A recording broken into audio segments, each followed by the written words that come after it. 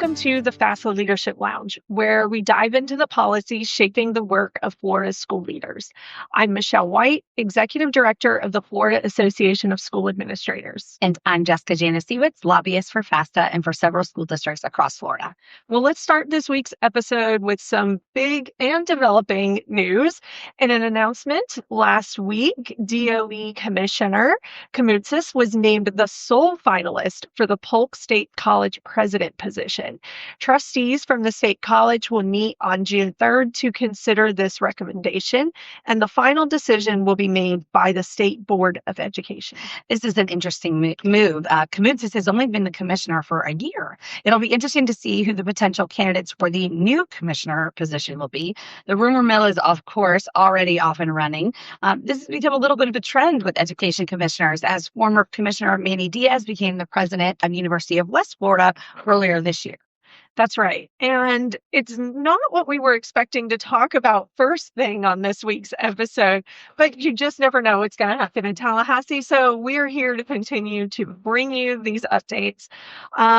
What we did think was going to be the first topic is special session on the state budget, which began last week. That's right. The week started out pretty fast and furious from the House. They met in their chamber on Tuesday, and they didn't waste any time to get started on the budget. They did make some good progress, but there are still some key differences between the House and the Senate proposals. So let's take a look at some of them. Absolutely. A couple of the big differences are within the post-secondary world, where the House has a proposal to include $5 million for the University of Florida's Hamilton Center, which is a school for classical and civic education, and the $22.5 million transfer of the USF Sarasota Manatee campus to New College. The Senate, however, is proposing a $6 million line to the Schools of Hope program, while the House isn't offering funding for that. That's right. But in the House's first conference for offer for the pre-K-12 budgets, the House did concede to some of the Senate's positions, including $200,000 for patriotic portraits in classrooms. We talked about that, I think, on the podcast, and this will actually fund that initiative. And not providing $15 million in recurring grants and $5 million in non-recurring capital outlay from the Department of Education to Catholic schools, which the House had initially proposed. So leaders in the House and Senate feel like they'll be ready to vote on the budget after Memorial Day. The special session is scheduled to end on May 29th, and things are starting to look a little more positive. Of course, we'll keep you updated on everything as it happens. That's right. In last week's episode, we talked a little bit about House Bill 1279, which was a train bill that was passed in this year's regular session. And it really took shape on that final day of session. We're going to take a few minutes to dig a little deeper into what this bill means for K-12 education. Absolutely. And we know also there's a number of rules that are in development right now, also related to this bill. So you're going to want to make sure to go to the podcast notes to get the details for all of this. So first thing that the bill actually does is it tackles some issues in virtual instruction and school choice by revising notification requirements for districts to include all public and private virtual options, not just FLVS. It also authorizes students receiving the FES Unique Abilities Scholarship to satisfy the regular and direct contact requirement by attending the physical location of the private school at least 2 school days per week. The last thing from this section is that it requires DOE to make specified CAPE digital tool certificates for middle grade students, and it limits the certificates to 2 per year per student.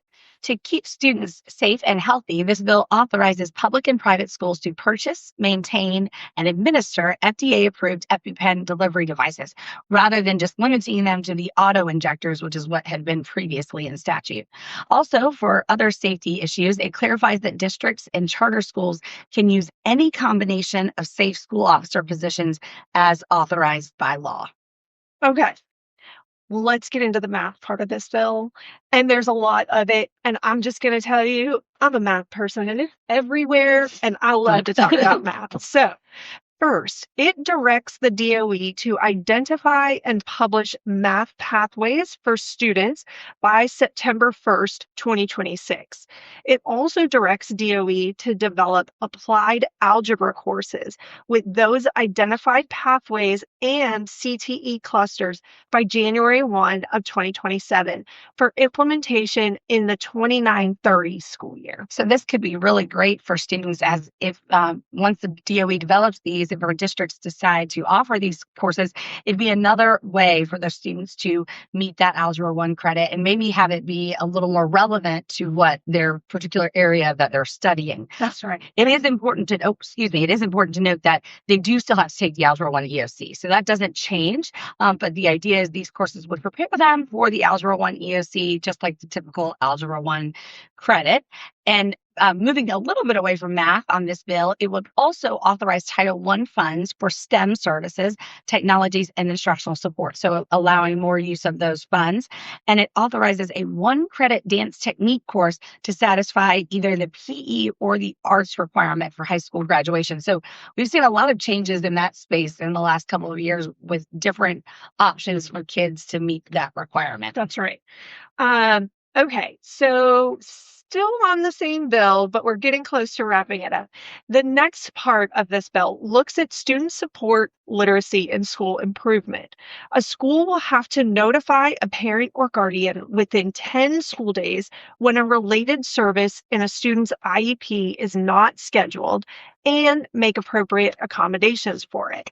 And it requires a district to inform parents at IEP meetings of the right to access all service provider logs or progress notes within 15 school days after the service is provided. And this is definitely, I think, going to have an impact for our members, with these notification requirements. So I think definitely everyone keep a lookout for any kind of guidance from your district, the DOE, as this is implemented, because this bill will, as it's been signed into law, but it will become law on July 1st of this year. The bill also expands the definition of what counts as an educational emergency to include being a designated persistently low-performing school. The change for this would allow a district school board to exercise authority over personnel contracts, placement, and compensation of instructional personnel for those particular types of schools. The idea is perhaps then it would, outside of the bargaining requirements, the district school board could decide to maybe offer additional funds for people who come and teach at this school, that kind of thing. And that wouldn't now be required to be bargained. Okay. So the last part of this bill that we're going to talk about is all about student success, and it will require the State Board of Education to establish a statewide uniform weighted grading system for honors courses and articulated acceleration mechanisms, which must be used by district boards when calculating high school GPAs. So that will be great. So whatever you earn, if you are in Hillsborough County, if you then move to Pinellas County, those weights for those courses will now be the same across the board. So that'll be good for students when they're trying to understand what their each weight is going to be. That some other additional pieces of this bill, it authorizes bonus funds for school districts and teachers for student successful completion of advanced courses and tests, which are aligned to bonus that are offered for other advanced and career exams. There'll be a lot of discussion on the implementation of this bill and all of its moving parts coming up soon. So we'll keep you posted on all that's happening with it and all the rule development that is associated with it. For sure. Okay, so let's talk about some additional news last week. The DOE announced the finalists for the 2027 Florida Teacher of the Year. And of course, this is always exciting to see all of the district nominees and all of the great things that they have done to make a difference for their students. So here are the 5 finalists.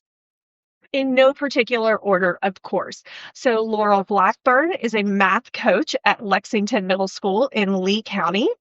Kendall Brown is an agricultural teacher at Harmony Middle School in Osceola County.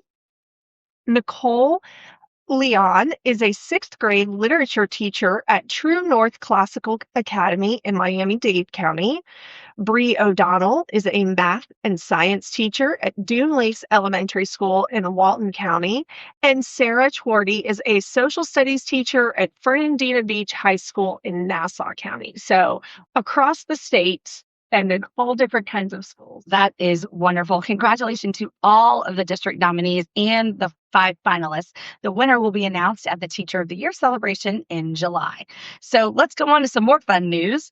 A 16-year-old Tampa student has created his own SAT prep program using AI. That is right. So Eric McDonald from Patel High School has created ACEIT, a digital SAT prep app, and he explained why he created the app. He said, current SAT study tools online don't really provide the necessary resources that could actually help students grow, he said.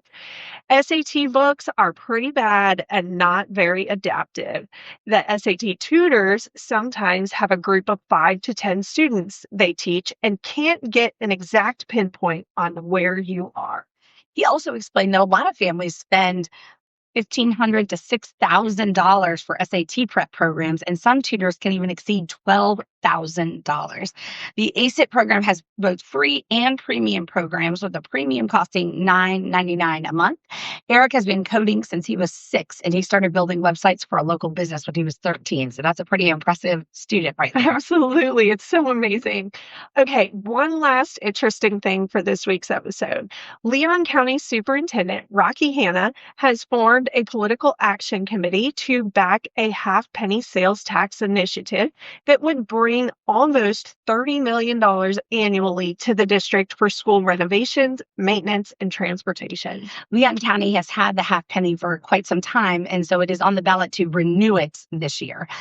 If the measure fails, projections show that as much of as a $621 million deficit for the district over the next 15 years. But some good news for the district: 2 separate polls of local voters indicated that at least 70%, if not more, of voters intend to support the extension of the sales tax. And we know that districts across the state also have similar half-penny opportunities, and some of those will be up this year. Of course, we'll keep tracking that with all of our elections information as well. It's a very important topic that we'll be following, especially knowing all of the budget crunches that every district has been in. And of course, we'll see how the budget turns out here real soon. That is all we have for this week. A reminder, Discover 26 is 3 short weeks away from today. You still have time to register and come and join us. Go to FAFSA.net and be a part of the amazing things we have planned. Thank you so much for listening, and we'll talk to you soon. Thank you for listening to the Leadership Lounge podcast presented by the Florida Association of School Administrators. Today's podcast was hosted by Michelle White and Jessica Janasiewicz. The podcast was produced by Jeff Willoughby. Make sure to subscribe to the podcast wherever you listen to your favorite podcasts. New episodes are released each Monday. For show topics, suggestions, questions, or comments, please email communications@FAFSA.net. We hope you enjoyed the show.